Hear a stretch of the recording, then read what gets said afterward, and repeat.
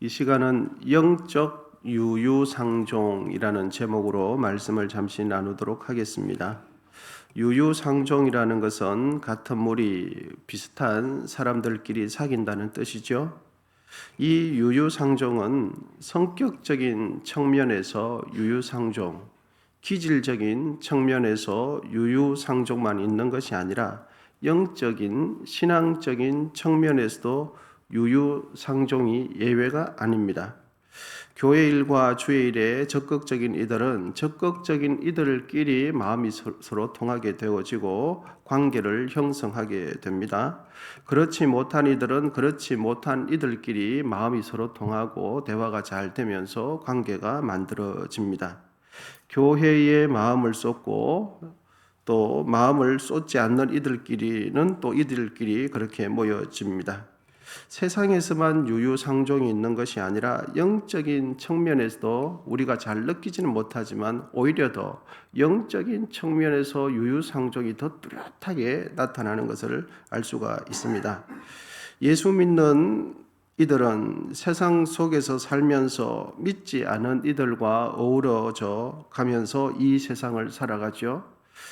믿지 않는 이들은 이들의 그 소속과 정체성은 세상이지만 믿는 사람들의 소속과 정체성은 세상에 속해 있지 않습니다. 그래서 세상에 속한 사람들끼리는 세상에 속한 사람들끼리 뭉치게 돼 있어요. 그리고 세상에 속하지 않는 하나님께 속한 사람은 하나님께 속한 사람으로 또 이렇게 뭉쳐지게 됩니다.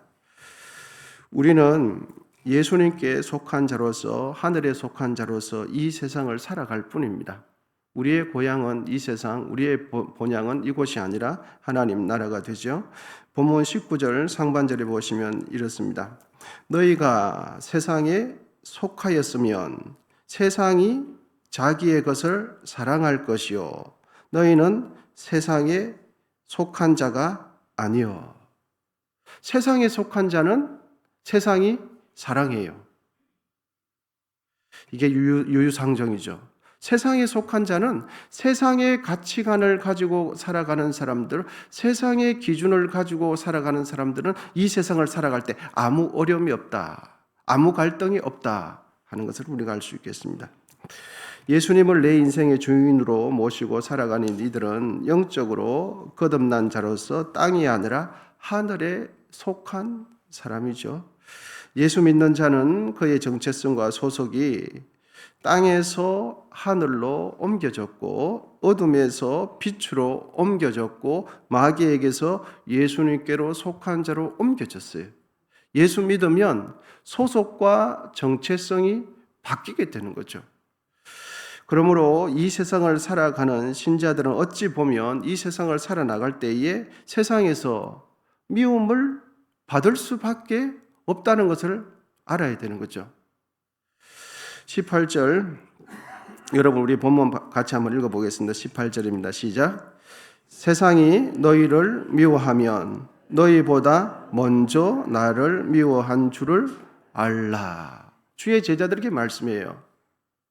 세상이 주의 제자들을 미워하는 이유는 누구를 먼저 미워해서 그렇습니까? 예수님을 먼저 미워하기 때문에 예수님께 속한 제자들은 미움 받을 수밖에 없다. 가르쳐 주는 거죠. 여기서 18절에서 미워한다라는 것은 단순히 감정적인 반감을 넘어서서 적대적인 행위를 포함하여 강한 거부를 한다. 그런 의미입니다. 이 세상은 과거에 예수님만 미워한 것이 아니라 예수님께 속한 자들을 지금도 지속적으로 미워하고 있습니다. 예수님께서 십자가 위에 죽으실 때 그때 세상이 예수님만 미워한 거 예수님만 죽인 것이 아니라 지금도 예수님께 속한 자들은 예수님을 기준으로 하나님 말씀으로 기준으로 살아가는 이들에게 미워할 수밖에 없다. 왜? 세상에 속하지 않았기 때문에. 여러분 누구든지 자기의 소속이고 나와 같은 편이라고 생각되어지면 서로 마음을 소통하고 서로 이렇게 미워하지 않거든요. 나와 다르다. 나와 상대편에 있다라고 하면 경계부터 하는 것이 사람입니다. 그래서 세상이 예수님을 미워했으면 예수님께 속한 자들을 지속적으로 세상은 지금도 미워하고 있다 하는 것입니다. 세상이 예수님께 속한 자들을 미워하는 것은 예수님을 미워하기 때문에 예수님께 속한 제자들을 미워하는 거예요. 20절 말씀 우리 같이 한번 읽어보겠습니다. 20절입니다. 시작. 내가 너희에게 종이 주인보다 더 크지 못하다 한 말을 기억하라. 사람들이 나를 박해하였은즉 너희도 박해할 것이요 내 말을 지켰은즉 내 말도 지킬 것이니라. 아멘. 여러분, 영적 유유상종에 대해서 지금 예수님께서 계속해서 말씀하고 계세요. 세상에 속한 사람은 세상이 사랑해주고 이뻐해준다 하는 거예요. 그리고 세상에 속하지 않은 주님께 속한 자는 세상이 미워한다. 이렇게 계속해서 영적 유유상종의 원리를 계속해서 말씀해 주고 계십니다. 종이 주인보다 크지 못하고 보냄을 받은 자가 보낸 자보다 크지 못한다는 이 말씀은 예수님께서 미움과 박해를 받았듯이 제자들 역시 이 세상에서 살아나갈 때에 미움과 고난, 박해를 피할 수 없다는 가르쳐줘요. 우리는 예수님의 종 아닙니까? 그러면 우리의 주인 되시는 주님은 주님께서 고난과 박해를 받았다면, 주인이 박해를 받았다면 종은 주인보다 크지 못하므로 당연히 예수님과 같은 그러한 삶을 살아갈 수밖에 없다. 그래서 그런 의미에서 20절 말씀을 기록해 놓으신 것이죠. 내가 너에게 종이 주인보다 더 크지 못하다는 말을 기억하라. 주인이 그랬다면 종도 그렇다 하는 것이죠. 주님의 제자들이 세상에서 미움을 받는 이유는 여러분 간단합니다. 신실한 자들이 이 세상을 살아나갈 때 어려움을 겪고 갈등을 겪는 이유는 간단해요. 왜냐하면 세상에 속하지 않았기 때문에, 세상의 죄에 쉽게 동조해주지 않고 반기를 들기 때문에, 그래서 나쁜 일을 할 때 이렇게 묵인해주고 모른 척 해주고 하면 다 안 넘어가요. 그런데 반기를 들면 눈밖에 나기 때문에 꼭 미움을 받게 돼 있어요. 주님의 제자들이 세상에서 미움받는 이유는 간단해요. 주님께 속했기 때문에, 하늘에 속했기 때문이죠. 이 세상은 세상에 속한 사람, 자기 사람은 사랑해요. 예수님께 속한 자는 미워해요. 우리가 신실하게 예수님께 속한 자로 살기 위해서는 세상을 살아나갈 때에 진리 때문에 예수님 때문에 때로는 얼마든지 고난을 받을 수 있다라는 것을 전제하셔야 신실하게 믿음의 길을 갈 수가 있는 것입니다. 예수님께서 십자가 고난을 피할 수 없었듯이 예수님을 뒤따르는 우리도 십자가 고난과 같은 성격의 고난을 피할 수가 없는 거죠. 우리는 십자가를 지지 못하죠. 그 잔인한 십자가 주님으로 충분해요. 그런데 주님께서 당하셨던 그런 고난의 성격, 동일한 성격의 고난을 믿는 자들은 이 세상을 살아나갈 때에 꼭 당하게 된다 하는 거죠. 그런데 이 세상에서 미움과 박해를 받을 때 여러분, 미움만 박해받는 것만 생각할 것이 아니라 우리가 잊지 말아야 할 것이 이것이 있습니다. 그 고난의 길이 영광의 길이라는 거예요. 그것 때문에 우리가 갈 수 있는 거죠. 마태복음 5장 10절에서 12절 제가 읽어드리겠습니다. 의를 위하여 박해를 받는 자는 복이 있나니 천국이 그들의 것임이라. 나로 말미암아 너희를 욕하고 박해하고 거짓으로 너희를 거슬러 모든 악한 말을 할 때에는 너희에게 뭐가 있나니? 복이 있나니 기뻐하고 즐거워하라. 하늘에서 너희의 상이 큼이라. 너희 전에 있던 선지자들도 이와 같이 박해하였느니라. 그래서 이 세상을 살아나가는 신실한 하나님의 사람들, 이 세상에 두 발을 딛고 살아가지만 이 세상의 가치관을 따라가지 않아요. 그래서 세상에 있지만 세상에 속한 사람이 아니에요.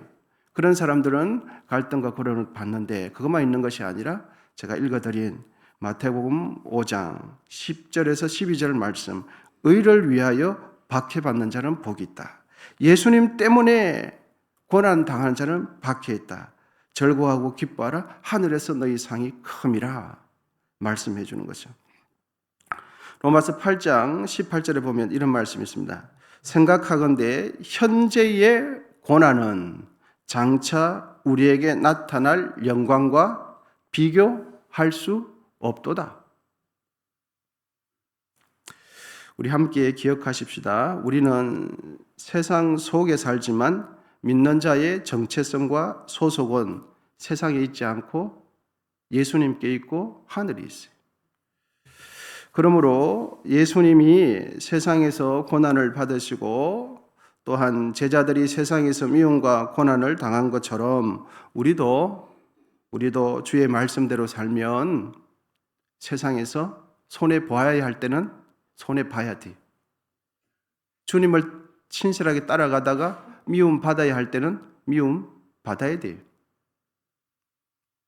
그리고 갈등이 있을 때 갈등은 무조건 우리의 이기심과 다스려지지 못한 성품 때문에 있다면 그런 갈등은 하지 말아야 되죠. 그런데 주의 뜻 안에 있을 때 그 갈등은 피할 수가 없어요. 만약에 그 갈등을 내가 포기한다면 내가 타협하는지도 모를 일이죠. 여러분, 우리 말씀을 이제 우리에게 적용을 한번 해봅시다. 우리는 이 세상에 살면서 나의 부족함 때문에, 나의 고집 때문에 고난을 받는가? 나의 다스려지지 않는 모난 성품 때문에 고난을 받는가? 아니면 예수님 때문에 세상으로부터 고난을 받는가? 이 고난을 잘 구분해야 되겠습니다. 고난이라고 다 똑같은 고난이 아니에요. 갈등이라고 다 똑같은 갈등이 아니에요. 손해라고 다 똑같은 손해가 아니에요. 내가 부족해서, 내가 실수해서 고난과 갈등이 있는지, 아니면 정말 신실하게 가는데 주님 뜻대로 감에도 불구하고 진리 안에 있음에도 불구하고 핍박을 받는지 잘 구분해야 돼요. 만일 세상으로부터 미움을 받지 않는다면 우리는 알게 모르게 세상과 적당히 타협하고 있는 줄도 모를 일입니다. 우리는 예수님의 제자들처럼 환난 당하고 있는가? 아니면 세상 속에서, 여기서 세상 속이라는 것은 죄악된 흐름 따라 가는 걸 이야기합니다. 그 속에서 아무런 갈등 없이, 아무런 고뇌 없이 세상과 적절한 조화를 이루면서 살아가고 있는가? 예수님께 속한 자의 삶을 살다 보면 고난을 피할 수 없다는 것을 우리가 다시 한번 기억해야 하겠습니다.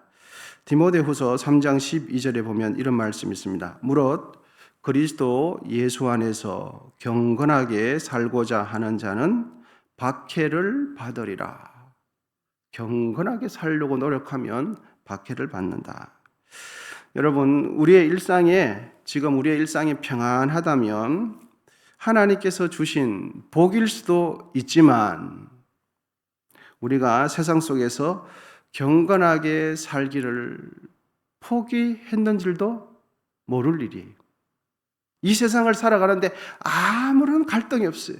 아무런 고뇌가 없는 이유가 하나님께서 나에게 평안을 주셔서 그럴 수도 있겠지만 한편으로 보면 내가 이 세상에서 경건하게 살기를 포기하기 때문에, 타협하기 때문에 일시적인 평안을 누리는지도 모른다 하는 것입니다.